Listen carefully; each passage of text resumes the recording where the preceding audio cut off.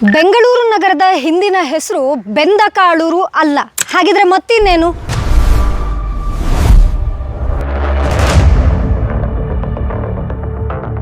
ಇಲ್ಲಿ ನಮ್ಮ ಮೂರನೇ ಲೈನಲ್ಲಿ ಬೆಂಗಳೂರು ಬರುತ್ತೆ. ಬೆಂಗಳೂರು ಅನ್ನುವಂಥದ್ದು ಆಲ್ರೆಡಿ ಇತ್ತು. ಎಲ್ಲಿತ್ತು?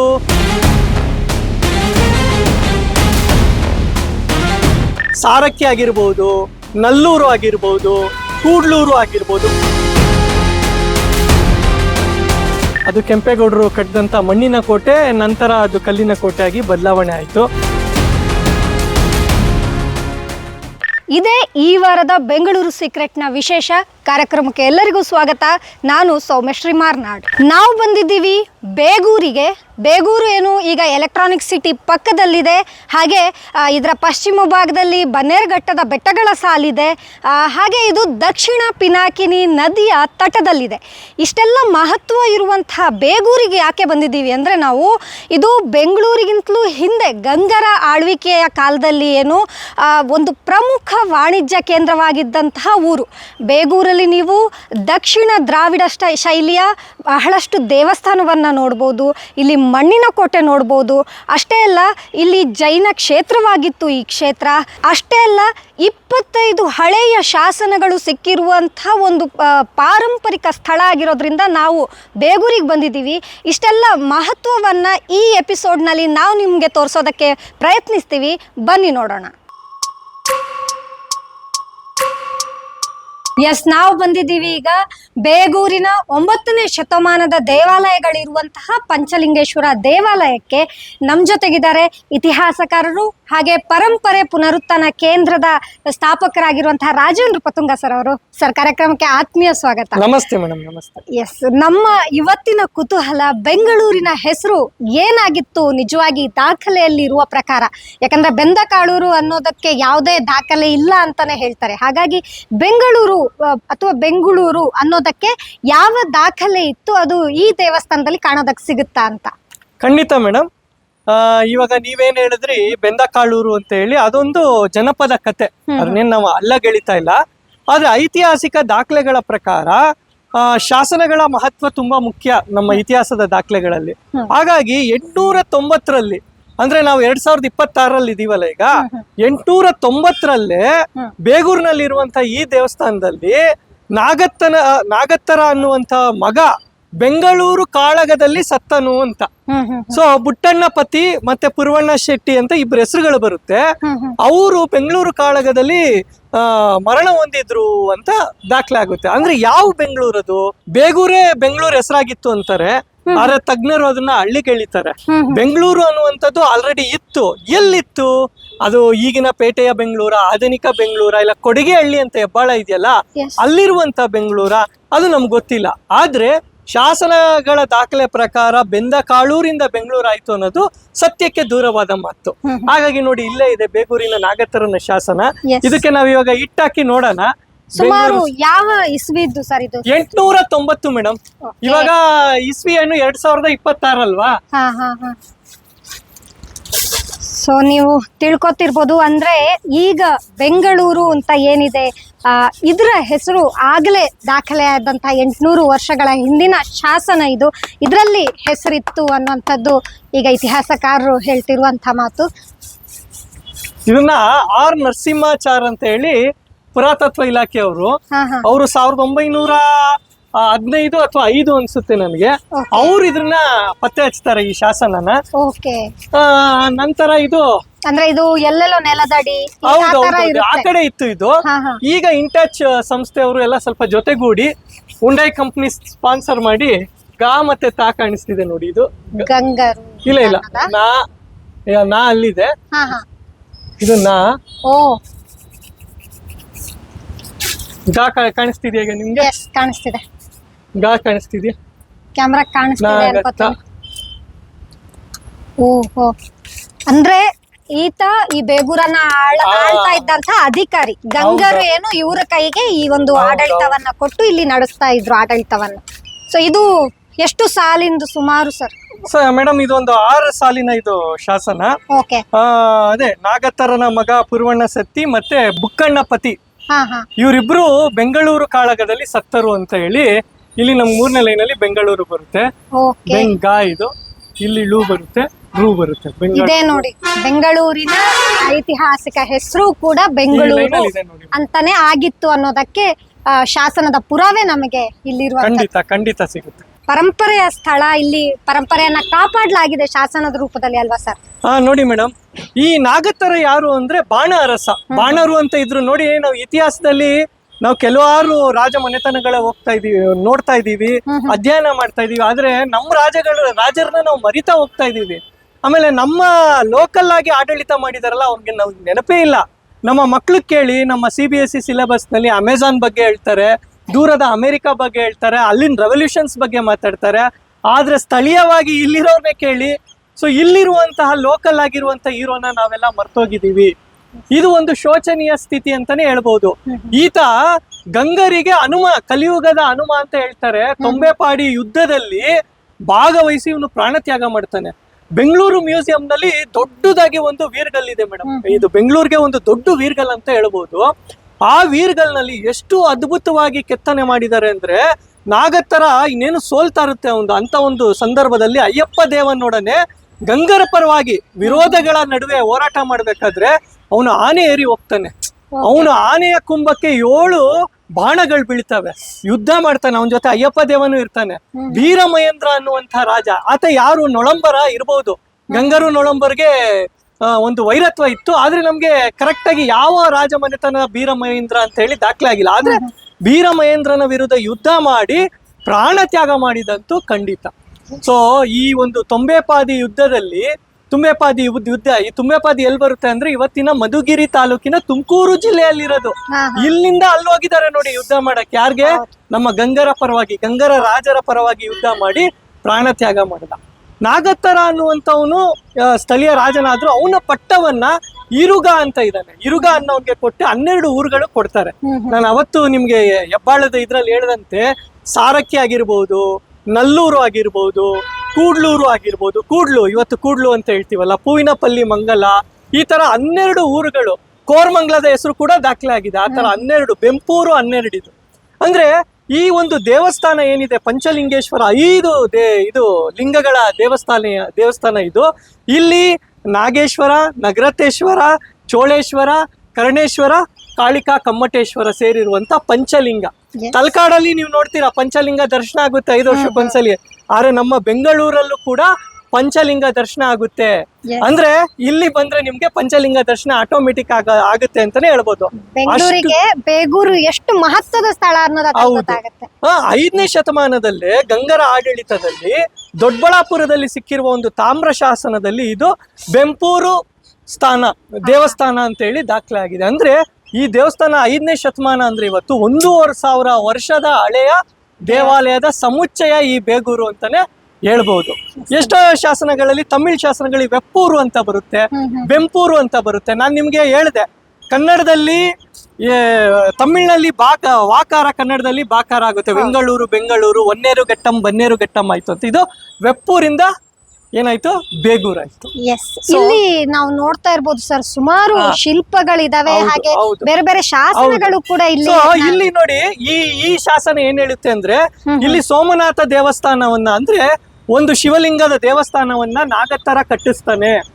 ಆ ಅರ್ಚಕರನ್ನ ಕರ್ಕೊಂಡ್ಬಂದಿ ಕಾಲು ತೊಳೆಯುವಂತ ಸಂಪ್ರದಾಯ ಇತ್ತು ನೋಡಿ. ನಾವು ಕಲ್ಪನೆಯ ಲೋಕಕ್ಕೆ ಹೋಗ್ಬೇಕಾಗುತ್ತೆ ಈಗ. ಹಾಗಾಗಿ ಅವ್ರನ್ನ ಕರ್ಕೊಂಡ್ಬಂದು ಅರ್ಚಕರನ್ನ ಇದ್ ಮಾಡಿ ಇಲ್ಲಿ ಕೆಲವು ಊರುಗಳು ದಾನ ಕೊಟ್ಟು ಈ ಸೋಮೇಶ್ವರ ದೇವಸ್ಥಾನನ ಕಟ್ತಾನೆ. ಅದೇ ಇವತ್ತು ನಾಗೇಶ್ವರ ದೇವಸ್ಥಾನ. ನಂತರ ಚೋಳರ ಒಂದು ಇನ್ಫ್ಲೂಯೆನ್ಸ್ ಬಂದಾಗ ಇಲ್ಲಿ ಮತ್ತಷ್ಟು ದೇವಸ್ಥಾನಗಳು ಬರ್ತಾ ಹೋಗುತ್ತೆ ಮೇಡಮ್. ಹಾಗಾಗಿ ಇಲ್ಲಿ ಹೌದು 9ನೇ ಶತಮಾನದಲ್ಲಿ ಆಳಿದ ನಾಗತ್ತರನ ಶಿಲಾಶಾಸನ ಅಂತ ಇದೆ. ಹೇಗಿದ್ದ, ಎಷ್ಟು ಸುಂದರವಾಗಿದ್ದ, ಹೌದೌದು ವರ್ಣನೆಯನ್ನ ಮಾಡ್ತಾರೆ. ಆ ಬೆಂಗಳೂರು ಮ್ಯೂಸಿಯಂ ಅಲ್ಲಿ ಇರೋಂತ ಆ ಚಿತ್ರವನ್ನ ನೋಡಿದ್ರೆ ಮೇಡಮ್, ಯುದ್ಧದ ತೀವ್ರತೆಯನ್ನ ತೋರಿಸ್ತಾ ಇದೆ ಅದು. ಆ ಫೋಟೋ ನೋಡಿ ನಾನು ನಿಮ್ಗೆ ಕೊಡ್ತಾ ಇದ್ದೀನಿ. ಆ ಫೋಟೋದಲ್ಲಿ ನೀವು ನೋಡ್ತಾ ಇದ್ದೀರಾ, ಕೆಳಗಿನ ಭಾಗದಲ್ಲಿ ನೋಡ್ತಾ ಇದ್ದೀರಾ, ಯುದ್ಧ ಆಗಿದೆ. ಯುದ್ಧ ಆಗಿದ್ದ ಸಂದರ್ಭದಲ್ಲಿ ಹೆಣಗಳು ಬಿದ್ದಿದೆ. ಆ ಹೆಣಗಳನ್ನು ಹೊತ್ಕೊಂಡು ಹೋಗ್ತಾ ಇದ್ದಾರೆ. ಆಮೇಲೆ ಪಿಶಾಚಿಗಳು ಏನು ನಾವ್ ಹೇಳ್ತೀವಿ, ಅವರೆಲ್ಲ ಬಂದು ನೃತ್ಯ ಮಾಡ್ತಾ ಇದ್ದಾರೆ, ಅವ್ರಿಗೆ ಹಬ್ಬ ಅಂತ. ಅಂದ್ರೆ ಯುದ್ಧದ ತೀವ್ರತೆ ನೋಡಿ. ಕಾಗೆ ಇದೆ ಆ ಕಡೆ ಸೈಡ್ ಅಲ್ಲಿ ನೀವು ನೋಡಿದ್ರೆ, ಕಾಗೆ ಇದೆ. ಕಾಗೆ ಏನ್ ಮಾಡ್ತಾ ಇದೆ, ಒಂದು ಸತ್ತಿ ಬಿದ್ದಿರುವಂತ ದೇಹವನ್ನ ಕುಗ್ತಾ ಇದೆ, ಇನ್ಯಾರೋ ನೀರು ಹುಡ್ಕೊಂಡು ಹೋಗ್ತಾ ಇದ್ದಾರೆ. ಅಂದ್ರೆ ಯುದ್ಧ ಅಂದ್ರೆ ಅದು ಸುಮ್ನೆ ಅಲ್ವಾ, ರಾಜರ ಜೊತೆ ಯುದ್ಧಗಳಾದ್ರೂ ಆ ಸೈನಿಕರ ಪರಿಸ್ಥಿತಿ ಹೇಗಿರುತ್ತೆ. ಆಮೇಲೆ ನೋಡಿ ಹಿಂದ್ಗಡೆ ನೀವು ನೋಡ್ತಾ ಇದ್ರೆ ಛತ್ರಿ ಚಾಮರ ಕಾಣಿಸ್ತಾ ಇದೆ, 3 ಒಂದು ಡಿಸೈನ್ ಇರುವಂತ ಬಾವುಟ ಇದೆ. ಇವೆಲ್ಲ ಬಿರುದಾವಳಿಗಳು. ಇಂಥ ಅದ್ಭುತವಾದಂತ ಒಂದು ವೀರ್ಗಲ್ಲು ಇಲ್ಲೇ ಇತ್ತು. ಒಂದು ಬ್ರಿಟಿಷ್ ಅಧಿಕಾರಿ ಅದನ್ನ ಫೋಟೋಗ್ರಾಫ್ ಮಾಡಿ ಈಗ ಸಾಕಷ್ಟು ಒಂದು ಆ ವೀರ್ಗಲ್ ಜೊತೆಗೆ ಈ ತರ ಶಿಲಾ ಒಂದು ವೀರ್ಗಲ್ಗಳನ್ನ ಬೆಂಗಳೂರು ಮ್ಯೂಸಿಯಂಗೆ ಸ್ಥಳಾಂತರ ಮಾಡಿ ಪುರಾತತ್ವ ಇಲಾಖೆ ಅದನ್ನ ರಕ್ಷಣೆ ಮಾಡಿದೆ ಅಂತಾನೆ ಹೇಳ್ಬಹುದು. ನಾಗಂತರನ ಅಂತ್ಯ ಕೂಡ ಯುದ್ಧದಲ್ಲಿ ಒಂದು ಆನೆ ಕೆಳಗೆ ಸಿಕ್ಕಿ ಬಿದ್ದು ಖಂಡಿತ ಅಂತ್ಯ ಆಯ್ತು. ಹಾಗೆ ಅವ್ರ ಮಗಳ ಬಗ್ಗೆ ನಾನು ನಿಮ್ಗೆ ಮುಂದಕ್ಕೆ ತೋರಿಸ್ತೀನಿ. ಹೇಗೆ ಅವಳು ನೋಡಿ ನಾಗತ್ತರ ಒಬ್ಬ ಶೈವ, ಅವನು ಶಿವನ್ ದೇವಸ್ಥಾನ ಕಟ್ಸಿದಾನೆ, ಅವ್ರ ಮಗಳು ಜೈನ ಧರ್ಮದ ಆಚರಣೆ ಮಾಡಿದಾಳೆ, ಮಾಡಿ ಪ್ರಾಣತ್ಯಾಗ ಮಾಡಿದಾಳೆ. ಇಲ್ಲಿ ಮತ್ತೊಂದು ಶಾಸನ ಇದೆ, ನೀವು ಬರ್ಬೋದು ಮೇಡಮ್. ಇಲ್ಲಿ ಬಂದು ನೋಡಿದಾಗ ಸೊ ಇಲ್ಲಿ ನಾವು ನೋಡ್ಬೋದು, ಇದ್ರಲ್ಲೂ ಕೂಡ ಲಿಪಿ ಇದೆ ಮೇಡಮ್. ಇಲ್ಲಿ ನಿಮ್ಗೆ ಲಿಪಿ ಕಾಣ್ತಿದ್ಯಾ ಮೇಡಮ್? ಇಲ್ಲಿ ಲಿಪಿಗಳು ಕಾಣ್ತಿದ್ಯಲ್ಲ, ಇಲ್ಲೂ ಕೂಡ ಏನು ಇದು ಹೇಳ್ತಾ ಹೋಗುತ್ತೆ ಅಂದ್ರೆ, ಕರ್ತವ್ಯ ನಿರತವಾಗಿ ನಾಗತ್ತರನ ಮಗಳು ಇಲ್ಲಿ ಪ್ರಾಣ ತ್ಯಾಗ ಮಾಡಿದ್ಲು ಅಂತ ಬಂದಿದೆ. ಬಟ್ ಇಲ್ಲಿ ನಮ್ಗೆ ಒಂದು ಸಮಸ್ಯೆ ಇದೆ. ಇದು ನೋಡಿದ್ರೆ ಗಂಡಿನ ಒಂದು ಆಕಾರ ಇದೆ ದೇಹ, ಯಾರೋ ಒಬ್ರು ಇಲ್ಲಿ ನಿಂತಿದ್ದಾರೆ, ಅವ್ರು ಯಾರೋ ಪ್ರಾಣ ತ್ಯಾಗ ಮಾಡಿದ್ದಾರೆ. ಬಹುಶಃ ಇದು ನಾಗತ್ತರನ ಗಂಡ ಏನಾದ್ರು ಆಗಿದ್ರ ಅಂದ್ರೆ ಒಂದು ಪ್ರೆಡಿಕ್ಷನ್. ಯಾಕಂದ್ರೆ ನೋಡಿ ತಲೆಯನ್ನು ಅವರು ಕತ್ತರಿಸ್ಕೊಂಡಿದ್ದಾರೆ ಅಂತ ಹೇಳಿ. ತೊಣ್ಣೊಬ್ಬೆಯ ವಿಚಾರ ಇಲ್ಲೂ ಕೂಡ ಬರುತ್ತೆ, ಆದ್ರೆ ಅಲ್ಲಿ ಸ್ಪಷ್ಟವಾಗಿ ಅಲ್ಲಿ ಹೆಣ್ಣಿನ ಚಿತ್ರಣ ಇದೆ ಕೋಟೆಯಲ್ಲಿ. ನಾನು ಅದನ್ನ ತೋರಿಸ್ತೀನಿ. ಇಲ್ಲಿ ನೀವು ನೋಡಿದಾಗ ಅದೇ ಒಂದು ಹೆಸರಿನ ಒಂದು ಶಾಸನ ಇಲ್ಲಿದೆ. ಸೊ ಆದ್ರೆ ನಮ್ಗೆ ಇದ್ರ ಬಗ್ಗೆ ಅಷ್ಟು ನಮ್ಗೆ ಏನೋ ಅಂದ್ರೆ ಪರ್ಫೆಕ್ಷನ್ ಸಿಗ್ತಾ ಇಲ್ಲ. ಸೊ ಹಾಗಾಗಿ ಇವೆಲ್ಲ ಕೂಡ ಒಂದು ಐತಿಹಾಸಿಕ ದಾಖಲೆ. ಇದು ಕೂಡ ಒಂದು ವೀರ್ಗಲ್ಲು. ನೋಡಿ ಬಾಣಗಳನ್ನ ಚುಚ್ಚಿದ್ದಾರೆ, ಬಲಗಡೆ ಎಡಗಡೆ ಎಲ್ಲ ಬಾಣಗಳನ್ನು ಚುಚ್ಚಿ ಅವನು ಈ ಹೀರೋ ಪ್ರಾಣ ತ್ಯಾಗ ಮಾಡಿದ್ದಾನೆ ಯೋಧ. ನಂತರ ಅಪ್ಸರಿಯರು ಅವನ್ನ ಸ್ವರ್ಗಕ್ಕೆ ಕರ್ಕೊಂಡು ಹೋಗ್ತಾ ಇದ್ದಾರೆ. ನೋಡ್ಬೋದು, ಅಲ್ಲೂ ಕೂಡ ಲಿಪಿಗಳು ಕಾಣುತ್ತೆ. ಸೊ ಸಾಕಷ್ಟು ಯುದ್ಧಗಳಲ್ಲಿ ಪ್ರಾಣ ತ್ಯಾಗ ಮಾಡಿದಂತಹ ವೀರರಿಗೆ ಹಾಕಿಸುವಂತದ್ದೇ ವೀರಗಲ್ಲು. ಹಾಗೆ ಬಹಳಷ್ಟು ವೀರಗಲ್ಲು. ಹೌದು, ಇಲ್ಲಿ ನೋಡ್ತೀರಾ, ಇದು ತುರುಗೋಳ್ ಅಂತ ಹೇಳ್ತೀವಿ ನಾವು. ಅಂದ್ರೆ ಒಂದು ಊರಿನ ಏನು ಒಂದು ಕ್ಯಾಟಲ್ಸ್ ಅಂತ ನಾವೇನ್ ಹೇಳ್ತೀವಿ, ಎಮ್ಮೆಗಳು, ಇದ್ರನ್ನ ಕಾಪಾಡ್ಲಿಕ್ಕೋಸ್ಕರ ಅವಾಗ ಆಸ್ತಿ ಏನಿತ್ತು, ನಿಧಿ ನಿಕ್ಷೇಪ ಆಸ್ತಿ ಎಲ್ಲ ನಮ್ಮ ಹಸುಗಳೇ ಆಗಿತ್ತು, ಹಸು ಎಮ್ಮೆಗಳು. ಯಾಕಂದ್ರೆ ಹಾಲ್ ಬರ್ತಿತ್ತಲ್ಲ, ಕೃಷಿ ಸಂಪತ್ತು. ಹಾಗಾಗಿ ಅದ್ರನ್ನ ಕಾಪಾಡ್ಲಿಕ್ಕೆ ವೀರರು ಹೋರಾಟ ಮಾಡಿ ಪ್ರಾಣ ತ್ಯಾಗ ಮಾಡಿರೋಂಥದ್ದು. ನೋಡಿ ಬಾಣ ಚುಚ್ಚಿದೆ ಅವನಿಗೆ, ಇಬ್ರಿಗೂ ಬಾಣ ಚುಚ್ಚಿದೆ, ಸತ್ತಿದ್ದಾರೆ. ಅಪ್ಸರೆಯರು ಅವ್ರನ್ನ ಸ್ವರ್ಗಕ್ಕೆ ಕರ್ಕೊಂಡು ಹೋಗ್ತಾ ಇದಾರೆ ಅವ್ರಿಬ್ರನ್ನ ಅಂತ ಹೇಳಿ ಇದ್ ನೋಡ್ಬೋದು. ಸೊ ಇದು ಆತ್ಮಾಹುತಿ ಕಲ್ಲುಗಳು ಅಂತ ಹೇಳ್ತೀವಿ. ಅಂದ್ರೆ ರಾಜರಿಗೋಸ್ಕರನೇ ಇವ್ರು ಇದ್ದು ಪ್ರಾಣ ತ್ಯಾಗ ಮಾಡ್ತಾ ಇದ್ರು. ರಾಜ ಸತ್ತೋದ ಅಂದ ಒಂದು ಪಕ್ಷದಲ್ಲಿ ಇವರು ಪ್ರಾಣ ತ್ಯಾಗ ಮಾಡ್ತಾ ಇದ್ರು. ಹೊಯ್ಸಳರಲ್ಲಿ ಗರುಡರು ಅಂತ ಇದ್ರು, ಅವ್ರು ಇದಕ್ಕೆ ನೇಮಿಸ್ತಾ ಇದ್ರು. ರಾಜ ವಿಷ್ಣುವರ್ಧನ ಆಳ್ವಿಕೆ ಮಾಡಿದಂತ ಸಮಯದಲ್ಲೆಲ್ಲ ಅವ್ರು ಪ್ರಾಣ ತ್ಯಾಗ ಮಾಡಿದ್ರೆ ಅವರು ಕೂಡ ರಾಜ ಯುದ್ಧದಲ್ಲಿ ಸತ್ತ ಅಂತ ಅವ್ರು ಬದುಕ್ತಾರಲ್ಲ, ಅವರು ಕೂಡ ಪ್ರಾಣ ತ್ಯಾಗ ಮಾಡ್ತಾ ಇದ್ರು. ಹಾಗೆ ಈಗ ನೋಡ್ಬೋದು ಸಾಕಷ್ಟು ಈ ರೀತಿಯಾದ ವೀರ್ಗಲ್ಗಳು ಇಲ್ಲಿ ಕಾಣಕ್ ಸಿಗುತ್ತೆ. ನೋಡಿ ಒಡೆದೋಗಿದೆ ಎಷ್ಟೊಂದು ವೀರ್ಗಲ್ಲು, ಅವನ್ನೆಲ್ಲ ಸಂರಕ್ಷಣೆ ಮಾಡ್ಲೇಬೇಕಾಗುತ್ತೆ. ಸೊ ಹಾಗಾಗಿ ಈ ಉಳಿದಿರೋ ಅಂತ ವೀರ್ಗಲ್ಗಳನ್ನ ಇಲ್ಲಿ ಹಾಕಿದ್ದಾರೆ ನೋಡಿ. ಯುದ್ಧದ ಸಂದರ್ಭದ ಚಿತ್ರ, ಹೌದು, ಯುದ್ಧದ ಸಂದರ್ಭದ ಚಿತ್ರಗಳು ನೀವು ನೋಡ್ಬಹುದು. ಯುದ್ಧ ಮಾಡ್ತಿರುವಂತ ಸಣ್ಣ ಪುಟ್ಟ ಲಿಪಿಗಳಿದೆ. ಅಂದ್ರೆ ಅಸ್ಪಷ್ಟತೆ ಇದೆ. ಒಂದು ಡಾಕ್ಟರ್ PV ಕೃಷ್ಣಮೂರ್ತಿ ಅಂತ ಹೇಳಿ ಅವರು ಇದ್ರ ಬಗ್ಗೆ ಒಂದು ಪುಸ್ತಕ ಬರೆದಿದ್ದಾರೆ, ಬೆಂಪೂರೇಶ್ವರ ದೇವಾಲಯಗಳು ಅಂತ. ಅದ್ರಲ್ಲಿ ಇದ್ರ ಬಗ್ಗೆ ಆಳವಾಗಿ ಲಿಪಿಗಳು ಏನ್ ಹೇಳುತ್ತೆ, ದಾಖಲೆಗಳು, ಅದ್ರ ಬಗ್ಗೆ ಎಲ್ಲ ಬರ್ದಿದ್ದಾರೆ. ಆಮೇಲೆ ನಾಗತ್ತರನಿಗೆ ಸಂಬಂಧಪಟ್ಟಿರೋದು ಇದೊಂದೇ ಶಾಸನ ಅಲ್ಲ, ಹೆಬ್ಗೋಡಿಯಲ್ಲಿದೆ, ಆಗರದಲ್ಲಿದೆ. ಅವನ ಜೊತೆ ಯುದ್ಧ ಮಾಡಿದ ಆಳುಗಳು ಪ್ರಾಣ ತ್ಯಾಗ ಮಾಡಿದ್ರು, ಅವ್ರ ಹೆಸರುಗಳು ದಾಖಲೆ ಮಾಡ್ತಾ ಹೋಗುತ್ತೆ. ಅಂದ್ರೆ ಇವನು ಒಂದು ಬೆಂಗಳೂರು ಹೀರೋ ಇವನು. ಓಕೆ, ನಾವು ಮರ್ತೋಗಿದೀವಿ ಇವತ್ತು ಇವನ. ನಿಜವಾಗ್ಲೂ ನಾಗತ್ತರನ್ನ ನಾವು ರಿಕಾಲ್ ಮಾಡ್ಕೊಬೇಕು, ಯಾಕಂದ್ರೆ ಅವನು ಎಷ್ಟು ಸುಂದರವಾಗಿದ್ದ ಅಂತ ಹೇಳ್ತಾ ಹೋಗುತ್ತೆ ನೋಡಿ. ಅಲ್ಲಿ ಅವನು ಯುದ್ಧ ಕಲೆಯಲ್ಲಿ ನಿಪುಣನು, ಸುಂದರನು, ಕರ್ಣನಂತೆ ಸತ್ಯವಂತನೂ ಆಗಿದ್ದನು ಅಂತ. ಅಂದ್ರೆ ಕಲಿಯುಗದ ಹನುಮ ಅಂತಾನು ಅವನಿಗೆ, ಹನುಮಂತನ್ಗೆ ಹೋಲಿಸುವಂತದ್ದು ಶಾಸನದಲ್ಲೇ ದಾಖಲೆ ಆಗಿದೆ. ಅಂದ್ರೆ ಈ ಆಧುನಿಕ ಬೆಂಗಳೂರನ್ನ ಈಗ ಹೇಗೆ ಪ್ರಜಾಪ್ರಭುತ್ವ ವ್ಯವಸ್ಥೆಯಲ್ಲಿ ಸಿದ್ದರಾಮಯ್ಯ ಇರ್ಬೋದು, ಯಡಿಯೂರಪ್ಪ ಇರ್ಬೋದು, ಕುಮಾರಸ್ವಾಮಿ ಇರ್ಬೋದು, ಈ ರೀತಿಯ ಕಾಲವನ್ನ ನೋಡ್ಬೋದು. ಆಗ ಸುಮಾರು 9ನೇ ಶತಮಾನದಲ್ಲಿ ಗಂಗರ ಕಾಲದಲ್ಲಿ ನಾಗತರ ಅನ್ನುವಂತ ಅಧಿಕಾರಿ ಆಳ್ತಾ ಇದ್ದ. ಹೌದು, ಖಂಡಿತ. ಬೆಂಪೂರು 12ನ್ನ ಅವನು ಆಡಳಿತ ಮಾಡ್ತಾ ಇದ್ದ ಅಂತಾನೆ. ಇನ್ನೊಂದು ಪ್ರಮುಖವಾಗಿ ಆಕರ್ಷಣೆ ಕಾಣ್ತಾ ಇರೋದು ದೊಡ್ಡ ದೇವಾಲಯಗಳ ಸಮುಚ್ಚಯನೇ ನಮ್ಮ ಹಿಂಬದಿಯಲ್ಲಿ. ಇದನ್ನ ನಮಗೆ ತೋರಿಸ್ಕೊಡಿ, ನಮ್ಮ ವೀಕ್ಷಕರಿಗೆ ಈ ಬಗ್ಗೆ ತಿಳಿಸ್ಕೊಡಿ ಸರ್. ಮೇಡಮ್, ಮೇಡಮ್ ಗಂಗರು ಮತ್ತೆ ನಳಂಬರ ಆರ್ಕಿಟೆಕ್ಚರ್ ಇದೆ ಇಲ್ಲಿ. ಓಕೆ. ಚೋಳರ ಇನ್ಫ್ಲೂಯೆನ್ಸ್ ಇದೆ. ನಾನು ಹೇಳಿದ್ನಲ್ಲ 5 ದೇವಸ್ಥಾನಗಳಿದೆ ಅಂತ. ನೋಡಿ ಇದು ನಂದಿ ಮಂಟಪ ಅಂತ ಹೇಳ್ತೀವಿ, ಮುಂದ್ಗಡೆ ನಿಮ್ಗೆ ಕಾಣಿಸ್ತಾ ಇದೆಯಲ್ಲ. ಎಸ್. ಸೊ ಇದೆಲ್ಲ ಒಂದು ಗಂಗರ ಕಾಲದ ಚಿತ್ರಣಗಳು ನಿಮ್ಗೆ ಕಾಣಿಸುತ್ತೆ. ಈ ಗೋಪುರ ಇದೆಯಲ್ಲ, ಸುಮಾರು 4 ಗೋಪುರ ಏನೋ ಇದೆ ಸುತ್ತಲೂ, ಇದು ಆಧುನಿಕ ಕಾಲದ? ಇದು ಆಧುನಿಕ ಕಾಲದ್ದು ಮೇಡಮ್. ಇತ್ತೀಚೆಗೆ ಈ ದೇವಾಲಯ ಸಮುಚ್ಚಯವನ್ನ ಅಲಂಕಾರಗೊಳಿಸ್ಲಿಕ್ಕೋಸ್ಕರ ಈಗ ಮಾಡಿರುವಂತ ಗೋಪುರಗಳು. ನೀವೇನ್ ನೋಡ್ತಾ ಇದ್ದೀರಾ ಇಲ್ಲಿನ ಸ್ಟ್ರಕ್ಚರ್ ಇದೆಯಲ್ಲ, ಇವು ಮಾತ್ರ ನಮ್ಗೆ ಹಳೆಯ ಪುರಾತನ ದೇವಾಲಯಗಳು. ಗಂಗರ ಹೌದು, ಗಂಗರ ದ್ರಾವಿಡ ಶೈಲಿಯ ದೇವಾಲಯಗಳು ಅಂತಾನೆ ಹೇಳ್ಬೋದು. ಇದೆಲ್ಲ ಈ ಕಂಬಗಳೆಲ್ಲ ನೋಡ್ತಿರಲ್ಲ, ಈ ಕಂಬಗಳು ಅಷ್ಟೇ. ಈ ಕಂಬಗಳೆಲ್ಲ ಗಂಗರ ಕಾಲದ ಕಂಬಗಳೇ ಅಂತಾನೆ ಹೇಳ್ತೀವಿ. ಇದರಲ್ಲಿ ರುದ್ರ ಕಂಬ, ಬ್ರಹ್ಮ ಕಂಬ ಅಂತೆಲ್ಲ ಹೇಳಿ ಅದು ವಿಂಗಡಣೆ ಮಾಡ್ತಾರೆ. ಅದಕ್ಕೆ ಅಧಿಷ್ಠಾನ ಅಂದ್ರೆ ಕೆಳಗಡೆ ಹಾಕ್ತಾರೆ. ನೀವು ನೋಡ್ಬೋದು ದೇವಸ್ಥಾನದಲ್ಲಿ ಅಧಿಷ್ಠಾನ, ಜಗತಿ ಅಂದ್ರೆ ನೋಡಿ ಸ್ಟೇಜ್. ಸೊ ಹೊಯ್ಸಳರ ಕಾಲದಲ್ಲಿ ಇದು ಲೇಟರ್ ಡೆವಲಪ್ಮೆಂಟ್ ಆಯ್ತು. ಹಾಗೆ ಕಂಬಗಳು, ಇದು ರುದ್ರ, ಇದು ರೌಂಡ್ ಪಿಲ್ಲರ್ಸ್ ಇರುತ್ತಲ್ಲ, ಇದೆಲ್ಲ ಇದು ಬೋಧಿಗೆ ಅಂತ ಹೇಳ್ತಾರೆ. ಹಾಗಾಗಿ ಕಳಶ. ಹಾಗೆ ನೋಡ್ತಾ ಹೋದ್ರೆ ನಿಮ್ಗೆ ಹಳೆ ಕಾಲದ ಲಿಪಿಗಳು, ಈ ಗಂಗರ ನಂತರ ಚೋಳರು ಬಂದ್ರು, ಹೊಯ್ಸಳರು ಬಂದ್ರು. ಇದೆಲ್ಲ ಈ ಲಿಪಿಗಳು ಏನ್ ಹೇಳುತ್ತೆ ಅಂದ್ರೆ, ಈಗ ಅವರು ದೇವಸ್ಥಾನಕ್ಕೆ ಉತ್ಸವ ಮಾಡ್ಲಿಕ್ಕೆ ಏನೋ ಒಂದು ಕೊಟ್ರು, ಸಣ್ಣ ಪುಟ್ಟದು ಇದು ದೀಪ ಕೊಟ್ರು, ಧೂಪಾರತಿ ಕೊಟ್ರು, ಆಚರಣೆ ಮಾಡಕ್ಕೆ ಜಿಯರ್ಗಳು ಅಂದ್ರೆ ಚೋಳರ ಕಾಲದಲ್ಲಿ ಮತ್ತು ಹೊಯ್ಸಳರ ಕಾಲದಲ್ಲಿ ಜಿಯರ್ಗಳಿಗೆ ದಾನ ಧರ್ಮವನ್ನು ಕಟ್ಟಿ ದೇವಸ್ಥಾನ ಅಭಿವೃದ್ಧಿ ಮಾಡ್ಲಿಕ್ಕೆ ಅಂತ ಹೇಳಿ. ಇವೆಲ್ಲ ನೋಡಿ ಜಲಾಂಧ್ರ ಅಂತ ಹೇಳ್ತೀವಿ, ಇದು ಕಿಟಕಿಗಳ ತರ. ಸೊ ಇಲ್ಲೂ ಕೂಡ ನೀವು ಸ್ತ್ರೀಯರ ಕೆತ್ತನೆಗಳನ್ನ ನೋಡಬಹುದು. ಇದರಿಂದ ದೇವಸ್ಥಾನದ ಒಳಗೆ ಬೆಳಕು ಹೋಗ್ತಾ ಇತ್ತು. ಬೋಧಿಕೆ, ಪಟ್ಟಿಕೆ ಈ ತರ ಎಲ್ಲ ಅಂತ ಹೇಳ್ತಾ ಹೋಗ್ತೀವಿ ನಾವು. ಶಾಲಾ ಅಂತ ಮೇಲ್ ಬರುತ್ತೆ ನೋಡಿ, ಅದಕ್ಕೆ ಹೇಳ್ತೀವಿ ನಾವು ಶಾಲಾ ಅಂತ. ಆಮೇಲೆ ಇನ್ನೊಂದು ವಿಷಯ ಹೇಳ್ತಾರೆ ಮೇಡಮ್ ಕೆಲವರು, ಕೆಂಪೇಗೌಡರು ಗೋಪುರ ಇದೆಯಲ್ಲ, 4 ದಿಕ್ಕುಗಳಿಗೆ 4 ಗೋಪುರ, ಇಲ್ಲಿ ನೀವು ಕಾಣಿಸ್ಬಹುದು, ಅಲ್ಲಿಂದಾನೇ ಇನ್ಫ್ಲೂಯೆನ್ಸ್ ಆಗಿ ತಗೊಂಡಿದ್ದಾರೆ ಅಂತ ಹೇಳ್ತಾರೆ. ಅಲ್ಲಿ ಕಾಣಿಸ್ತಿದ್ಯಲ್ವಾ ನಿಮ್ಗೆ ಇದ್ರೊಳಗಡೆ ದೇವರ ಮೂರ್ತಿಯ ಮೇಲ್ಭಾಗದಲ್ಲಿ, ಅಲ್ಲಿಂದಾನೇ ತಗೊಂಡ್ರು ಅಂತ ಹೇಳ್ತಾರೆ. ಸೊ ಹಾಗಾಗಿ ಇದು ಒಂದು ಇನ್ಫ್ಲೂಯೆನ್ಸ್ ಅಂತಾನೆ ಹೇಳ್ಬೋದು ನಾವು. ಸೊ ಹಾಗಾಗಿ ನೀವು ನೋಡ್ತಾ ಇದ್ದೀರಾ ಹೇಗಿದೆ ಅಂತ. ಇದು ಇಂಥ ಒಂದು ಆರ್ಕಿಟೆಕ್ಚರು ಬೆಂಗಳೂರಲ್ಲಿ ಇನ್ನೆಲ್ಲೂ ಸಿಕ್ಕಲ್ಲ ಅಂತಾನೆ ಹೇಳ್ಬೋದು. ಅತ್ಯಂತ ಪುರಾತನವಾದಂತಹ ದೇವಾಲಯಗಳು ನೋಡಿ. ಅಧಿಷ್ಠಾನ ಹೇಗ್ ಮಾಡಿರ್ತಾ ಇದ್ರು, ಸ್ಟೆಪ್ಸ್ ಇದ್ರಲ್ಲೆಲ್ಲ ಕಪೋತ ಅಂತೀವಿ ನಾವು. ಸೊ ಇದಕ್ಕೆಲ್ಲ ಒಂದು ಆರ್ಕಿಟೆಕ್ಚರ್ ಇದ್ರಲ್ಲಿ ಒಂದೊಂದು ಟರ್ಮ್ಸ್ ಇದೆ ಮೇಡಮ್. ಆ ಚಿತ್ರಣಗಳು ಮಾಡುವಂತದ್ದು ಎಲ್ಲ ನೋಡಿ, ಇಲ್ಲೆಲ್ಲ ನೋಡ್ತಾ ಇದ್ದೀರಾ ಶಾಲಾ, ಇದೆಲ್ಲ ನೋಡ್ತಾ ಇದ್ದೀರಾ. ಸೊ ಇಲ್ಲಿ ಬಂದ್ರೆ ನಿಮ್ಗೆ ಡಿಫ್ರೆಂಟ್ ಆಗಿದೆ ನೋಡಿ ಅಧಿಷ್ಠಾನ ಎಲ್ಲ. ನೋಡಿ ಇಲ್ಲಿ ಪ್ಲೈನ್ ಆಗಿ ನಿಮ್ಗೆ ಸಿಗುತ್ತೆ, ಡಿಫ್ರೆಂಟ್ ಇದಾಗಿದೆ. ಸೊ ಅಲ್ಲಿ ನೋಡಿ ಎಲ್ಲೆಲ್ಲೂ ನಿಮ್ಗೆ ಕೆತ್ತನೆಗಳಿದೆ. ಚೋಳರದು ಏನು ಅಂದ್ರೆ, ಅವರು ಒಂದು ಚಿಕ್ಕ ದಾನ ಧರ್ಮ ಯಾರಾದ್ರೂ ಮಾಡಿದ್ರು ಅದನ್ನ ಕೆತ್ತಿಸ್ಬಿಡ್ತಾ ಇದ್ರು. ನಮ್ಮವರು ಇಲ್ಲ, ಸ್ವಲ್ಪ ಇಂಪಾರ್ಟೆಂಟ್ ಆಗಿರೋದು ಮಾತ್ರ ಶಾಸನ ಹಾಕ್ಸ್ತಾ ಇದ್ರು. ಆಗ ನೋಡಿ ಸುಮಾರು ನಿಮ್ಗೆ ಚೋಳರ ಶಾಸನ, ಆಮೇಲೆ ಹೊಯ್ಸಳರ ಕಾಲದಲ್ಲೂ ಸ್ಟಾರ್ಟಿಂಗ್ ಪೂರ್ವಾದಿ ರಾಯರು ಅಂತ ಇಲ್ಲಿ ಆಡಳಿತ ಮಾಡ್ತಾ ಇದ್ರು. ಅವರು ಕೂಡ ಇವ್ರಿಗೆ ಸಾಮಂತರಾಗಿದ್ರು, ಚೋಳರಿಗೆ ಸಾಮಂತರಾಗಿದ್ರು, ನಂತರ ಹೊಯ್ಸಳರಿಗೆ ಸಾಮಂತರಾಗಿದ್ರು. ಬನ್ನರ್ಘಟ್ಟದಲ್ಲಿ ಚಂಪಕಧಾಮ ದೇವಸ್ಥಾನ ಇದೆಯಲ್ಲ, ಅದು ಕೂಡ ಕಟ್ಸಿರೋದು ಪೂರ್ವಾದಿ ರಾಯರು. ಕಾರ್ಕಡ ಮಹಾರಾಜ ಅನ್ನಂತವನು ಇಲ್ಲಿ ಆಡಳಿತ ಮಾಡ್ತಾ ಇದ್ದ ಅಂತ ಹೇಳಿ ಶಾಸನಗಳು ಹೇಳ್ತಾ ಹೋಗುತ್ತೆ.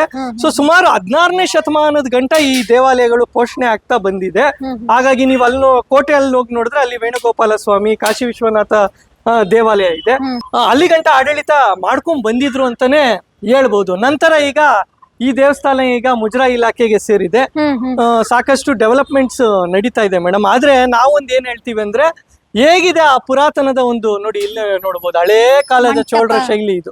ನೀವು ನೋಡ್ತಾ ಇದ್ದೀರಾ ನಂದಿ ಮಂಟಪಗಳು ಈ ತರ ಓಪನ್ ಆಗೇ ಕಟ್ತಾ ಇದ್ರು. ಇದು ಇಲ್ಲಿ ಗಂಗರ ಆದ್ಮೇಲೆ ಚೋಳರು ಬರ್ತಾರೆ, ಅವ್ರ ಇನ್ಫ್ಲೂಯೆನ್ಸು ಇದೆ ಇಲ್ಲಿ.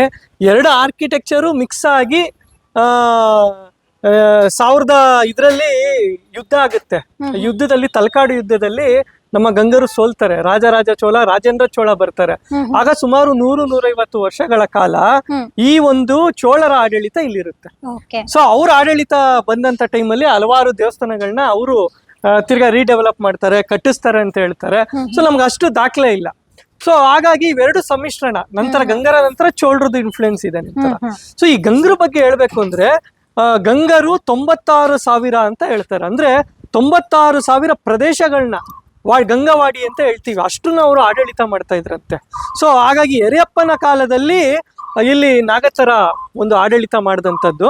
ಸೊ ಈಗೇನ್ ನಾವು ನೋಡ್ತಾ ಇದೀವಿ ನಾಗೇಶ್ವರ ದೇವಸ್ಥಾನ, ಅದು ಯುದ್ಧದ ಗೆಲುವು. ಆ ಯುದ್ಧದಲ್ಲಿ ಗೆದ್ರಲ್ಲ ಅವಾಗ ಕಟ್ಸಿದಂತ ಸೋಮನಾಥ ದೇವಸ್ಥಾನ ಅದು. ಓಕೆ. ಕಟ್ಸಿ ಆ ವಿಜಯೋತ್ಸವದ ಸಂಕೇತ ಆ ಒಂದು ದೇವಸ್ಥಾನ. ಸೊ ಹೀಗೆ ಗಂಗರದ ಕಾಂಟ್ರಿಬ್ಯೂಷನ್ಸ್ ತುಂಬಾ ಇದೆ ನಮ್ಮ ಬೆಂಗಳೂರಿಗೆ. ಸುಮಾರು 600 ವರ್ಷಗಳ ಕಾಲ ಅವರ ಆಡಳಿತವೇ ನಡೆದಿರೋದಿಲ್ಲಿ. ಸೊ ಆನೆಗಳು ಅವರ ಸಿಂಬಲ್ ಆಗಿತ್ತು. ಸೊ ಅಲ್ಲಿ ನಮ್ಮ ಬೆಂಗಳೂರು, ಮೈಸೂರು, ಕೋಲಾರ, ಚಿತ್ರದುರ್ಗ, ಸೇಲಮ್ಮು, ಕೃಷ್ಣಗಿರಿ ಇದೆಲ್ಲ ಕೂಡ ಗಂಗಾವಾಡಿ 96,000ಕ್ಕೆ ಬರ್ತಾ ಹೋಗುತ್ತೆ.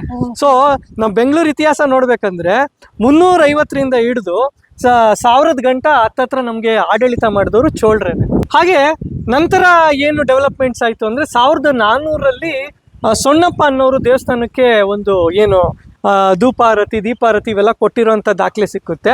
ಆಮೇಲೆ 1300ರಲ್ಲಿ ಹೊಯ್ಸಳರು ಅವರ ಆಡಳಿತ ಟೈಮಲ್ಲಿ ಇಲ್ಲಿ ಏನು ಪೂಜೆ ಮಾಡ್ತಾ ಇದ್ದಾರೆ ಜಿಯರ್ಗಳು, ಅವ್ರಿಗೆ ಸಾಕಷ್ಟು ದಾನ ದತ್ತಿಗಳು ಕೊಟ್ಟಿದ್ದಾರೆ. ಇವೆಲ್ಲ ಎಷ್ಟೋ ಶಾಸನಗಳು ಇಲ್ಲಿದೆ ಮೇಡಮ್. ಸುಮಾರು 25ಕ್ಕಿಂತ ಜಾಸ್ತಿ ಶಾಸನಗಳು ನಾವಿಲ್ಲಿ ನೋಡ್ತಾ ಹೋಗ್ಬೋದು.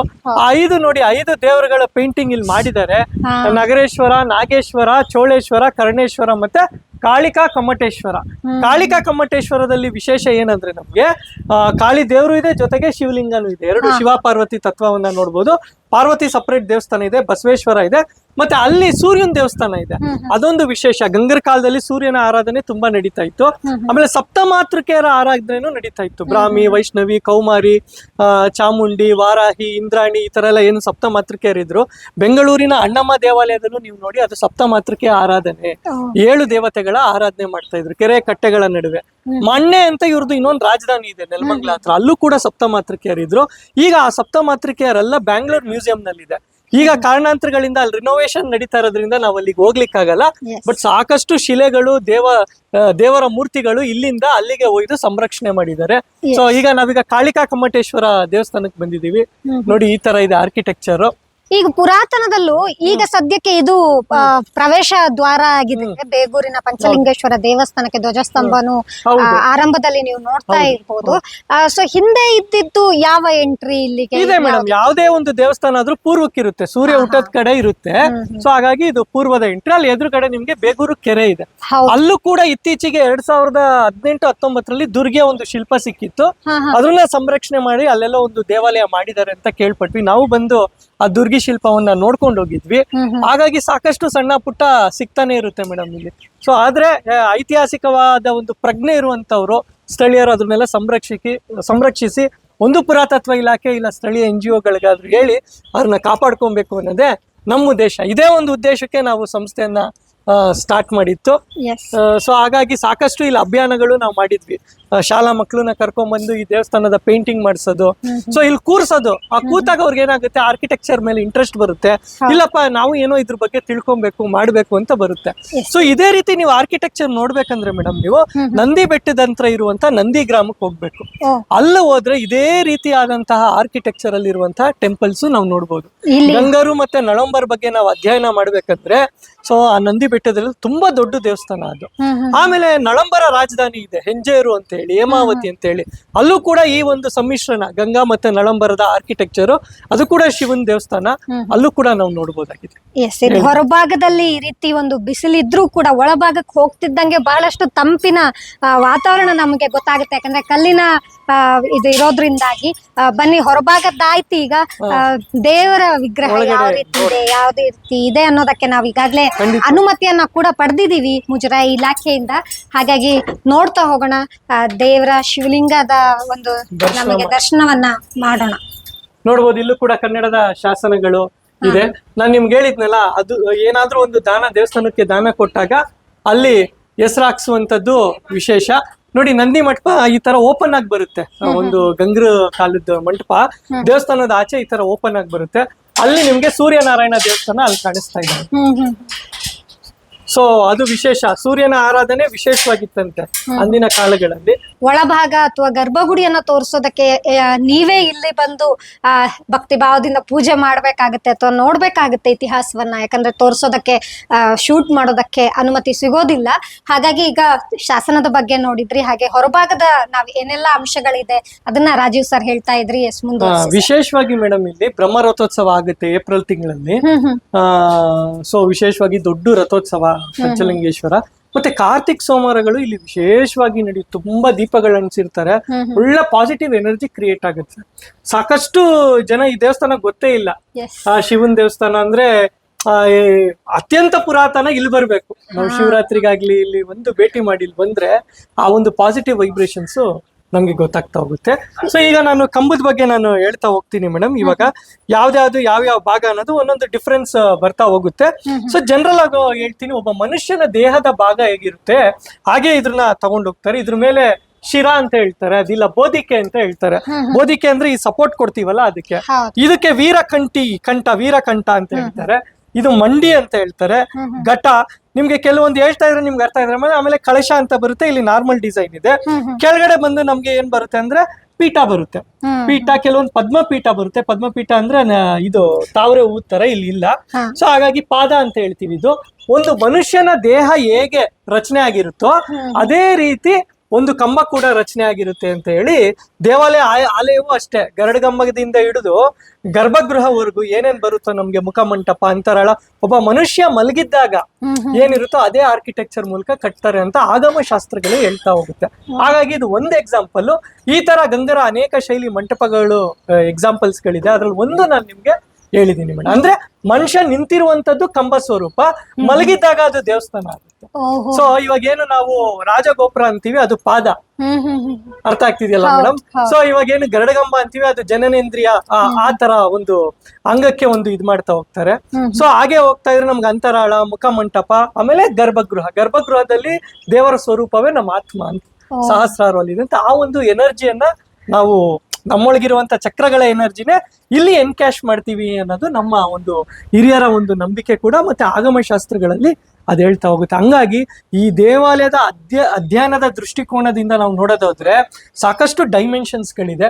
ಸೊ ಮುಂದೊಂದು ನಾವು ಒಂದು ಇದ್ರದ ಒಂದು ಎಪಿಸೋಡ್ ಮಾಡಿದಾಗ ಆರ್ಕಿಟೆಕ್ಚರ್ ಮತ್ತೆ ಟೆಂಪಲ್ ಒಂದು ಡೆಪ್ತ್ ಬಗ್ಗೆನೇ ನಾವು ಮಾತಾಡ್ತಾ ಹೋಗ್ಬೋದು. ದೇವಸ್ಥಾನಕ್ಕೆ ಯಾವ ಕಾರಣಕ್ಕೆ ಬರಬೇಕು ಅನ್ನುವಂತ ಕಾರಣವನ್ನ ಇತಿಹಾಸ ಪೂರ್ವವಾಗಿ ಹೇಳಿದ್ರಿ.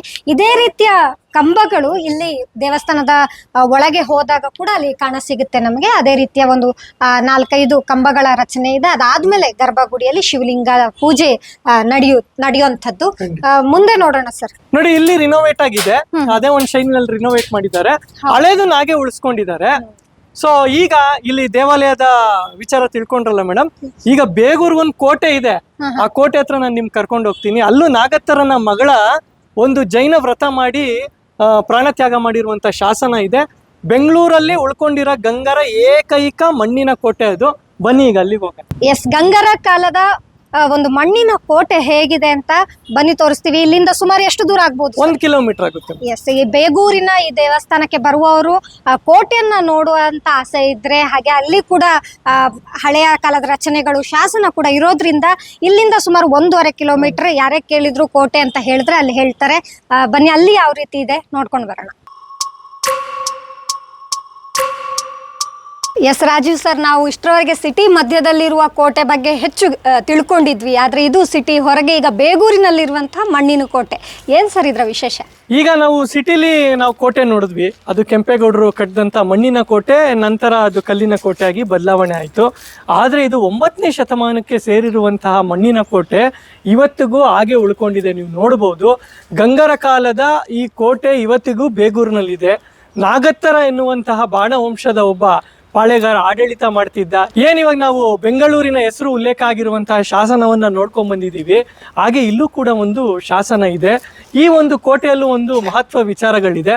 ಆ ಶಾಸನದ ಬಗ್ಗೆ ಈಗ ತಿಳ್ಕೊಳ್ಳೋಣ ಮೇಡಮ್. ಎಸ್, ಖಂಡಿತ. ಬನ್ನಿ ನೋಡಿ, ಇದು ಶಾಸನದ ಬಾಗ್ಲು, ಎಂಟ್ರೆನ್ಸ್. ಇಲ್ಲಿ ನೀವು ನೋಡ್ಬೋದು. ನಾನು ಅವಾಗ್ಲೇ ಏನ್ ಹೇಳಿದೆ, ನಾಗತ್ತರ ಅಂತ ಅವರ ಮಗಳು ಸಲ್ಲೇಖ ವ್ರತ ಮಾಡಿ ಪ್ರಾಣತ್ಯಾಗ ಮಾಡಿರುವಂತ ಶಾಸನ ಇದು. ಕೋಟೆಯ ಬಾಗಿಲಿಗೆ ಹಾಕಿದ್ದಾರೆ, ನೋಡಬಹುದು ನೀವು. ಸೊ ಇಲ್ಲಿ ತೊಣ್ಣೊಬ್ಬೆ ಅಂತ ಆಕೆ ಒಂದು ಆಸನದಲ್ಲಿ ಕೂತಿದ್ದಾಳೆ. ಸಲ್ಲೇಖನ ವ್ರತ ಅಂದ್ರೆ ಏನು ಅಂದ್ರೆ ಸುಮಾರು 50 ದಿನಗಳಕ್ಕಿಂತ ಹೆಚ್ಚಿಗೆ ಅವರು ಉಪವಾಸವನ್ನ ಮಾಡಿ ಪ್ರಾಣತ್ಯಾಗ ಮಾಡುವಂತಹ ಒಂದು ವ್ರತ. ಇದು ಜೈನ ಧರ್ಮಕ್ಕೆ ಸೇರಿದಂತಹ ಒಂದು ಆಚರಣೆ ಅಂತಾನೆ ಹೇಳ್ಬೋದು. ನೀವು ನೋಡ್ಬೋದು, ನಾಗತರ ಒಬ್ಬ ಶೈವ. ಅವನು ಸೋಮನಾಥ ದೇವಸ್ಥಾನ ಏನ್ ನಾವೀಗ ನೋಡಿದ್ವಿ, ಆ ದೇವಸ್ಥಾನವನ್ನ ಕಟ್ಸಿದಾನೆ. ಆಕೆಯ ಮಗಳು ಯಾವ್ದೋ ಒಂದು ದುಃಖಕ್ಕೆ ಒಳಗಾಗಿ ಇಲ್ಲಿ ಸನ್ಯಾಸ ದೀಕ್ಷೆ ತಗೊಂಡು ಪ್ರಾಣ ತ್ಯಾಗ ಮಾಡಿದಳು ಅಂತ ಹೇಳಿ ಈ ಶಾಸನ ಹೇಳುತ್ತೆ. ಸೊ ಇಲ್ಲಿ ನೋಡ್ಬೋದು ಶ್ರೀ ಇದೆ, ಶ್ರೀ ಭದ್ರಮಸ್ತು ಜಿನ ಶಾಸನ. ಇದರಲ್ಲಿ ನಾಗತ್ತರನ ಮಗಳು ತನ್ನೊಬ್ಬೆ ಸನ್ಯಾಸವನ್ನ ಸ್ವೀಕಾರ ಮಾಡಿ ಪ್ರಾಣ ತ್ಯಾಗ ಮಾಡಿದಳು ಅಂತ ಇಲ್ಲಿ ದಾಖಲೆ ಮಾಡಿ. ಅಂದಾಜು ಒಂದು 6 ಗೆರೆಯ ಶಾಸನ ಶಾಸನ ಇಲ್ಲಿ ನೀವು ಇದು ಶ್ರೀ ಇದು ಭದ್ರಮಸ್ತು ಅಂತ ಇದು. ಸೊ ಕ್ಲೀನ್ಗೆ ನಾವು ಗೋಧಿ ಹಿಟ್ಟೆ ಹಾಕಿದ್ರೆ ಇನ್ನ ಕರೆಕ್ಟ್ ಆಗಿ ಬರುತ್ತದೆ. ನೋಡಿ ಈಗ ಕಾಣಿಸ್ತಿದೆಯಲ್ಲ ನಿಮ್ಗೆ. ನನಗೆ ಒಂದು ಕುತೂಹಲ ಕಾಣುವಂಥದ್ದು, ನಮ್ಮ ಈ ಬೇಗೂರಿನಲ್ಲೇ ಸುಮಾರು 25 ಶಾಸನಗಳನ್ನ ಈಗಾಗಲೇ ಅದೆಲ್ಲ ಸಿಕ್ಕಿ ದಾಖಲೀಕರಣ ಆಗಿರುವಂಥದ್ದು. ಆ ಕಾಲದ್ದು ರಾಜವಂಶದ ಕಾಲದಲ್ಲಿ ಈ ಶಾಸನಗಳ ಮಹತ್ವ ಏನು ಸರ್? ಏನಂದ್ರೆ ಮೇಡಮ್, ಇವಾಗ ನಾವು ನಾಗತ್ತರನ್ ಬಗ್ಗೆನೆ ನಾವು ನೋಡ್ತಾ ಹೋದ್ರೆ ಸುಮಾರು 9 ಶಾಸನಗಳು ಆತನ ಹೆಸರಲ್ಲಿದೆ. ನಾವು ದೊಡ್ಡ ದೊಡ್ಡ ಚಕ್ರವರ್ತಿಗಳ ಹೆಸರು ಮಾತ್ರ ಜ್ಞಾಪಕ ಇಟ್ಕೊಂತ ಹೋಗ್ತಾ ಇದೀವಿ. ಆದ್ರೆ ಬೆಂಗಳೂರಿಗೆ ನಾಗತ್ತರ ಎಷ್ಟು ಮುಖ್ಯ ಆಗ್ತಾನೆ ಅನ್ನೋದಕ್ಕೆ ಅವು 7 ಶಾಸನಗಳು ಇಲ್ಲೇ ಅಲ್ಲ, ನಮ್ಗೆ ಹೆಬ್ಗೋಡಿಲ್ ಸಿಕ್ಕಿದೆ, ಆಗ್ರಾ ಕೆರೆಯಲ್ಲಿ ಸಿಕ್ಕಿದೆ.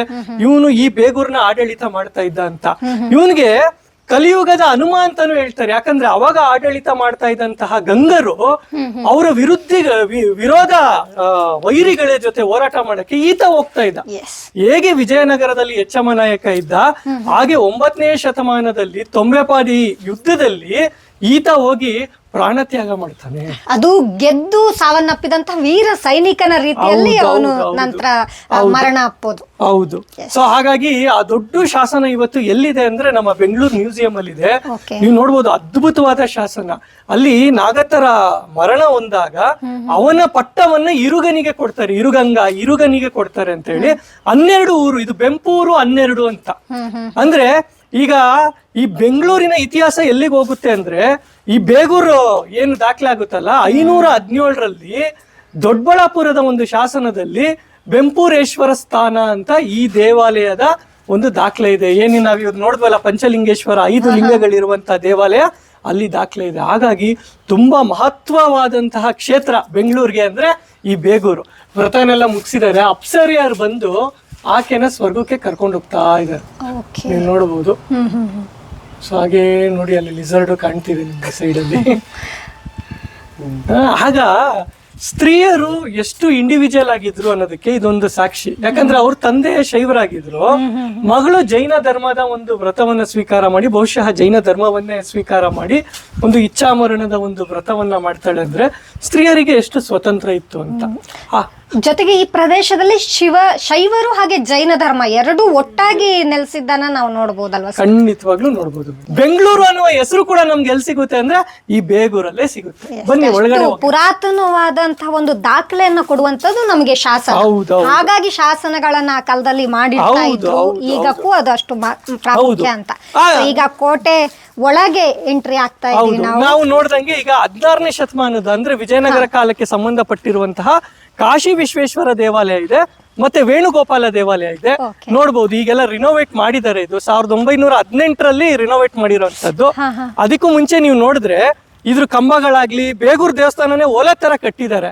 ಆದ್ರೆ ಇದು 15ರಿಂದ 16ನೇ ಶತಮಾನಕ್ಕೆ ಸಂಬಂಧಪಟ್ಟಿರೋ ದೇವಾಲಯ ಅಂತಾನೆ ಹೇಳ್ಬೋದು. ಹಾಗೆ ಮೇಡಮ್, ನೀವು ಶಾಸನಗಳ ಮಹತ್ವ ಕೇಳ್ತಾ ಹೋದ್ರಿ. ನೋಡಿ, ಕೆರೆಗಳು ಕಟ್ಸಿರ್ತಾರೆ, ಅದ್ರ ದಾಖಲೆಗಳು ನಮ್ಗೆ ಸಿಗ್ತಾ ಹೋಗುತ್ತೆ. ಜಾಗಗಳನ್ನ ದಾನ ಮಾಡಿರ್ತಾರೆ, ಯಾವ ಕಾಲದಲ್ಲಿ ಯಾವ ರಾಜರು ಆಡಳಿತ ಮಾಡಿದ್ರು, ಅವರ ಒಂದು ಕೊಡುಗೆಗಳೇನು, ಬಿರುದಾವಳಿಗಳೇನು, ಇವೆಲ್ಲ ನಮ್ಗೆ ಗೊತ್ತಾಗ್ತಾ ಹೋಗುತ್ತೆ. ಈಗ ಇಮ್ಮಡಿ ಪುಲಕೇಶಿ ಬಗ್ಗೆ ನಾವು ನೋಡಿದಾಗ ರವಿಕೀರ್ತಿ ಶಾಸನ ಹೇಳುತ್ತೆ, ಅವನು ಹರ್ಷವರ್ಧನ ಜೊತೆ ಯುದ್ಧ ಮಾಡಿ ಗೆದ್ದ ಅನ್ನೋದಕ್ಕೆ ಆ ಶಾಸನ ಪ್ರಮುಖ ಆಗುತ್ತೆ. ಹಾಗಾಗಿ ಇತಿಹಾಸದಲ್ಲಿ ಶಾಸನಗಳು, ನಾಣ್ಯಗಳು, ಮತ್ತೆ ಪಳುವಳಿಕೆಗಳು, ಮತ್ತೆ ಉತ್ಖನನಗಳು, ಮತ್ತೆ ಚಿತ್ರಕಲೆಗಳು, ಇವೆಲ್ಲ ಪ್ರಮುಖವಾದ ಒಂದು ಏನಂತ ದಾಖಲೆ ಅಂತಾನೆ ಹೇಳ್ಬೋದು. ಇವೆಲ್ಲ ಸೇರಿದ್ರೆ ಅದು ಇತಿಹಾಸ ಆಗೋದು ಅನ್ನೋದು ತಜ್ಞರ ಮಾತು ಮೇಡಮ್. ಬಹಳಷ್ಟು ಐತಿಹಾಸಿಕವಾದ ಈ ಬೇಗೂರಲ್ಲಿ ಇನ್ನಷ್ಟು ಸಿಕ್ತಿದ್ವು ಏನೋ ಪುರಾತನ ವಸ್ತುಗಳು. ಈಗ ನಗರೀಕರಣದಿಂದಾಗಿ ಇಲ್ಲಿ ಉತ್ಖನನ ಎಲ್ಲ ಏನು ಆಗ್ತಾ ಇಲ್ಲ. ಹೌದು ಮೇಡಮ್. ಇನ್ನು ಈ ಮಣ್ಣಿನ ಕೋಟೆ ಅನ್ನೋದಕ್ಕೆ ಏನ್ ಸರ್ ಕಾರಣ ಇದಕ್ಕೆ?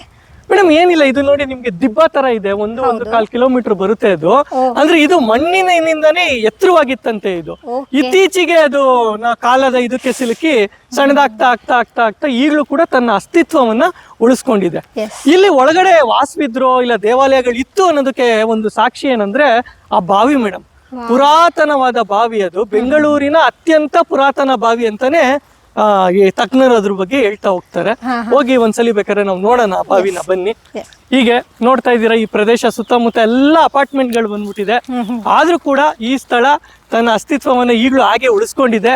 ಈ ಸ್ಥಳಕ್ಕೂ ಭಯ ಇದೆಯಾ ಸರ್? ಏನಾದ್ರು ರಿಯಲ್ ಎಸ್ಟೇಟ್ ದಂಧೆ ಏನಾದ್ರು ಇಲ್ಲಿ ಶುರು ಆಗ್ಬಹುದು ಅನ್ನೋಂತ ಭಯ ಏನಾದ್ರು ಸದ್ಯಕ್ಕಿದೆಯಾ ಇಲ್ಲಿ? ಹೀಗಿರ್ಬೋದು ಮೇಡಮ್, ಗೊತ್ತಿಲ್ಲ. ಆದ್ರೆ ಇದ್ರ ಬಗ್ಗೆ ಒಂದು ಎಚ್ಚರಿಕೆ ತಗೊಂಡು ಇದನ್ನ ಸರ್ಕಾರ ಉಳಿಸ್ಕೊಳ್ಳೇಬೇಕು. ಯಾಕಂದ್ರೆ ಬೆಂಗಳೂರಲ್ಲಿ ಇಡೀ ಕರ್ನಾಟಕದಲ್ಲಿ ಎಲ್ಲ ಒಂದ್ 2 ಕಡೆ ಮಾತ್ರ ಇದೆಯಂತೆ ಮಣ್ಣಿನ ಕೋಟೆ.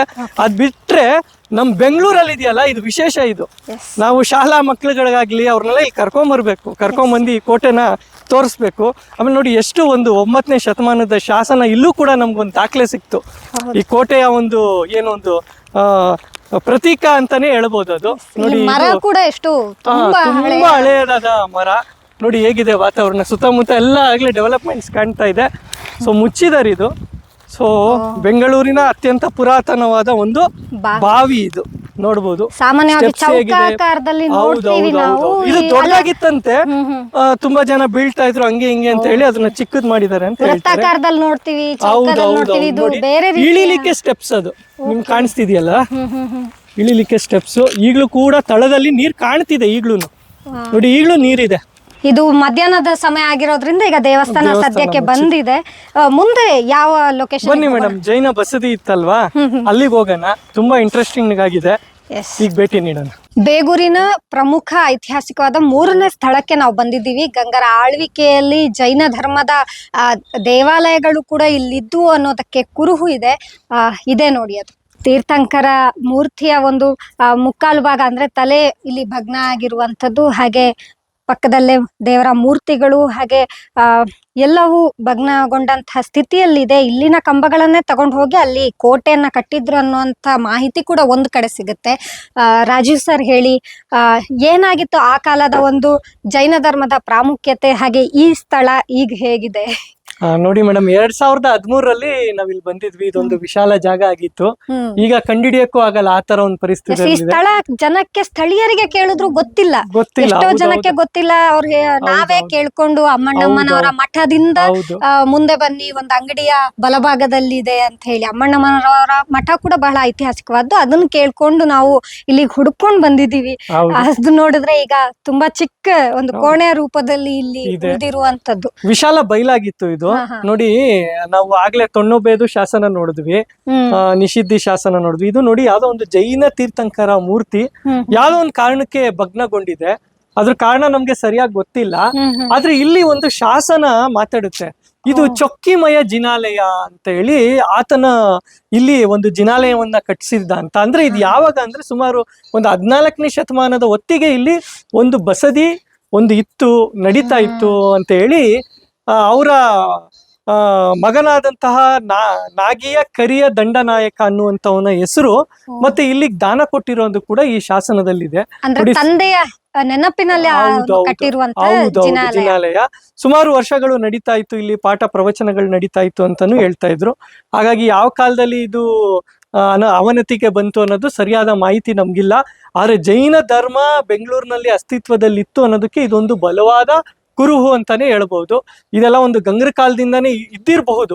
ಯಾಕಂದ್ರೆ ನಮ್ಗೆ ಶಾಸನಗಳು ಸಿಕ್ಲಿಲ್ಲ ಅಂತ ಮಾತ್ರಕ್ಕೆ ಈ ಜಿನಾಲಯ ಇರ್ಲಿಲ್ಲ ಅಂತ ನಾವ್ ಹೇಳಕ್ ಆಗ್ಲಿಲ್ಲ. ಯಾಕಂದ್ರೆ ತೊಣ್ಣೊಬ್ಬೆ ಜೈನ ಧರ್ಮದ ಒಂದು ಆಚರಣೆ ಸ್ವೀಕಾರ ಮಾಡಿ ಪ್ರಾಣ ತ್ಯಾಗ ಮಾಡಿರುವಂತದ್ದು. ಹಾಗಾಗಿ ಪಾರ್ಶ್ವನಾಥರ ಒಂದು ಇದನ್ನು ಮೂರ್ತಿಯನ್ನು ನೋಡಬಹುದು. ಇಲ್ಲಿ ನೋಡಬಹುದು ಜಿನಾಲಯದ ಒಂದು ಅವಶೇಷಗಳು ಹೇಗಿದೆ, ಚಿಕ್ಕ ಚಿಕ್ಕದಾಗಿ ಆ ತೀರ್ಥಂಕರರ ಒಂದು ಕೆತ್ತನೆಗಳನ್ನೆಲ್ಲ ನೋಡಬಹುದು. ಇದ್ದಿರ್ಬಹುದು ಅಂತ ಒಂದು ಕಲ್ಪನೆ, ಒಂದು ಅಧಿಷ್ಠಾನದ ಒಂದು ಭಾಗ ಮಾತ್ರ ನಮ್ಗಿದೆ. ಮಿಕ್ಕಿದ್ದು ಭಾಗಗಳು ಕೋಟೆಗೆ ಉಪಯೋಗಿಸ್ಕೊಂಡ್ರು ಏನಾಯ್ತು ಅನ್ನೋದ್ರ ಬಗ್ಗೆ ನಮ್ಗೆ ಅಷ್ಟು ಮಾಹಿತಿ ಇಲ್ಲ. ಈಗ ನಂತರ ಕಾಲದಲ್ಲಿ ಹೊಯ್ಸಳರು ಬಂದ್ರು, ಆ ಕಾಲದಲ್ಲಿ ಹಾಗಾದ್ರೆ ಇದ್ರ ಉಲ್ಲೇಖ ಇರ್ಲಿಲ್ವಾ? ಇಲ್ಲ ಮೇಡಮ್, ಹೊಯ್ಸಳರ ಕಾಲಕ್ಕೆ ಹೋಗ್ತಾ ಹೋಗ್ತಾ ಹೋಗ್ತಾ ಪೋಷಣೆ ಪೋಷಣೆ ಸಿಕ್ಬೇಕು, ಯಾವುದೇ ಒಂದು ಧರ್ಮ ಉಳಿಗೆ ಪೋಷಣೆ ಸಿಕ್ಬೇಕು. ಸೊ ಎಲ್ಲ ಒಂದು ಈ ಕುರುಹುಗಳನ್ನೆಲ್ಲ ನೋಡಿದಾಗ ಆ ಪೋಷಣೆ ಸಿಕ್ಕಿಲ್ಲ ಅನ್ಸುತ್ತೆ. ಹಾಗಾಗಿ ಕಾಲಗರ್ಭದಲ್ಲಿ ಈ ಒಂದು ಐತಿಹಾಸಿಕ ಏನಂತ ಹೇಳ್ತೀವಿ, ಈ ಸ್ಮಾರಕಗಳೆಲ್ಲ ಮಾಸಿ ಹೋಗ್ತಾ ಬರ್ತಾ ಇದೆ. ಇದಿಷ್ಟಿದು ಇವಾಗ ಇದು ಮಾತ್ರ ಇರುವಂತದ್ದು. ಇವನ್ನಾದ್ರೂ ಉಳಿಸ್ಕೊಳ್ಬೇಕು. ಫಲಕಗಳನ್ನ ಸರ್ಕಾರದ ವತಿಯಿಂದನೋ ಇಲ್ಲ NGOಗಳ ವತಿಯಿಂದನೋ ಎಲ್ಲ ಜೊತೆಗೂಡಿ ಏನಾದ್ರೂ ಮಾಡ್ಲೇಬೇಕು. ಇಲ್ಲಾಂದ್ರೆ ಇದನ್ನು ಕಣ್ಮರೆ ಆಗಂತಹ ಸಾಧ್ಯತೆಗಳು ತುಂಬಾ ಇದೆ. ಹಾಗಾಗಿ ಮುಂದಿನ ಪೀಳಿಗೆಗೆ ಇವೆಲ್ಲ ಒಂದು ನೋಡಿ ಎಷ್ಟು ರೋಮಾಂಚನ ಆಗುತ್ತೆ. ಈ ಒಂದು ನಮ್ಗೆ ಕುರುಹುಗಳೇ ಸಿಕ್ಕದೆ ಇರುವಂಗೆ ಆಗ್ಬಿಡುತ್ತೆ. ನೂರಾರು ವರ್ಷಗಳ ಕಾಲ ಪೂಜೆಗೊಳಪಟ್ಟ ಮೂರ್ತಿಗಳು ಇವು. ಈಗ ಬಹುಶಃ ಪ್ರಾಕೃತಿಕವಾಗಿ ಪೂಜೆ ಸಲ್ಲುತ್ತೆ. ಮಳೆಗಾಲದಲ್ಲಿ ಒಂದು ಮಳೆಯ ನೀರಿರ್ಬೋದು, ಈ ರೀತಿಯ ಒಂದು ಸ್ಥಿತಿಗೆ ಈ ಜಿನಾಲಯ ಬಂದಿರುವಂಥದ್ದು. ಆದ್ರೆ ಈ ಮೂರ್ತಿ ನೋಡ್ಬೋದು, ಬಹಳ ಒಂದು ವಿಶಾಲವಾದಂತಹ ಮೂರ್ತಿ, ದೊಡ್ಡ ಕೆತ್ತನೆಯನ್ನು ಹೊಂದಿರುವಂಥದ್ದು. ಎಷ್ಟು ಆ ಕಾಲದಲ್ಲಿ ಪ್ರಾಮುಖ್ಯತೆ ಇತ್ತು ಅನ್ನೋದು ಗೊತ್ತಾಗುತ್ತೆ. ನಂತರದಲ್ಲಿ ಬಂದಂತ ಹೊಯ್ಸಳರ ಕಾಲದಲ್ಲಿ ಇರ್ಬೋದು, ಬೇರೆ ಬೇರೆ ಕಾಲದಲ್ಲಿ ಒಂದು ಶಿವ ದೇವಾಲಯಗಳು ಹೆಚ್ಚಿನ ಮಟ್ಟದಲ್ಲಿ ಪ್ರಾಮುಖ್ಯತೆ ಒಳಪಟ್ಟಿದ್ರಿಂದ ನಂತರ ಈ ಜಿನ ದೇವಾಲಯಗಳು ಅಷ್ಟಾಗಿ ಅಭಿವೃದ್ಧಿ ಆಗಿಲ್ಲ ಅನ್ನೋದು ಹೇಳ್ಬೋದಲ್ವಾ ಸರ್? ಹೌದು, ಖಂಡಿತ. ಹಾಗೆ ಕಲಿಯೂರು ಅಗ್ರಹಾರವನ್ನ ದಾನ ಕೊಟ್ಟಿರೋದು ಅಂತ ಹೇಳುತ್ತೆ ಇದು ಈ ಶಾಸನ, ಈ ಬಸದಿಗೆ. ಈಗ ಅದು ಕಾಳೆನ ಅಗ್ರಹಾರ ಆಗಿರ್ಬಹುದು ಅಂತ ತಜ್ಞರು ಅಭಿಪ್ರಾಯ ಪಡ್ತಾರೆ. ಬನ್ನರ್ಘಟ್ಟ ಹತ್ರ ಇದೆಯಲ್ಲ, ಇಲ್ಲ ಎಲ್ಲ ಸುತ್ತಮುತ್ತ ಇರುತ್ತೆ ಅಂತ ಹೇಳಿ ಅಭಿಪ್ರಾಯ ಪಡ್ತಾರೆ. ಆಗ ಮೊರಸುರಾಡು ಅಂತ ಹೇಳಿ ಆ ಒಂದು ಕಾಲದಲ್ಲಿ ವಿಜಯನಗರದ ಅಂಚಿನಲ್ಲಿ ಆ ಒಂದು ವ್ಯಾಪ್ತಿಗೆ ಒಳಪಡುವಂತ ಒಂದು ಜಾಗ ಇದಾಗಿತ್ತು ಅಂತ ಹೇಳ್ಬೋದು. ಎಸ್, ಈಗ ಹಿಂಭಾಗದಲ್ಲಿ ನೋಡಬಹುದು ದೊಡ್ಡ ಅಪಾರ್ಟ್ಮೆಂಟ್ ನ ಒಂದು ಕನ್ಸ್ಟ್ರಕ್ಷನ್ ಆಗ್ತಾ ಇದೆ. ಇಲ್ಲಿ ಬಲಭಾಗದಲ್ಲಿ ಮುಂಭಾಗದಲ್ಲಿ ಎಲ್ಲವೂ ಈಗ ಅಭಿವೃದ್ಧಿಯ ಸಂಕೇತವಾಗಿ ಈಗ ಬದಲಾವಣೆ ಆಗಿರುವಂತದ್ದು.